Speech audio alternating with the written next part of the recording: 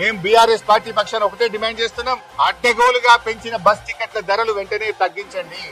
ఆర్టీసీకి ప్రభుత్వ పరంగా ఇవ్వాల్సిన బకాయిలు ఇవ్వండి. గతంలో బీఆర్ఎస్ ప్రభుత్వం ప్రతి ఏడాది ఆర్టీసీకి బడ్జెట్ లో 1500 కోట్లు పెట్టి 1500 కోట్లు గ్రాంట్ గా మేము ఆర్టీసీకి ఇచ్చాం. ఆ రకంగా ఆర్టీసీని కాపాడాలి గాని పేద ప్రజల మీద భారం వేయొద్దు, పేదల నడ్డీ విరిచొద్దు. నువ్వు అడ్డగోలుగా టికెట్ల ధరలు పెంచి కమిషన్లు దంచుడు కాదు రేవంత్ రెడ్డి, పేదల కోసం పనిచేయి. ప్రజాస్వామ్యంలో అరెస్టులకు తావు లేదు. నిరసన అనేది ప్రజాస్వామ్యం, ప్రజలకు మన రాజ్యాంగం కల్పించినటువంటి హక్కు. ఈ రోజు రాహుల్ గాంధీ ఏమంటాడు, మాటల్లో రాజ్యాంగ రక్షణ. రాహుల్ గాంధీ గారు నీ మాటల్లోనే రాజ్యాంగ రక్షణ కనబడుతుంది, కానీ నీ ముఖ్యమంత్రి రేవంత్ రెడ్డి పాలనలో రాజ్యాంగ భక్షణ జరుగుతా ఉంది రాష్ట్రంలో. నువ్వు ఒక్కసారి రివ్యూ చేయి. నీ 6 గ్యారెంటీలు ఏడబైంది, నీ 7వ గ్యారెంటీ ఏడబైంది. ఇవాళకి నన్ను ఈ ఇంట్లో ఎన్నిసార్లు హౌస్ అరెస్ట్ చేస్తారు?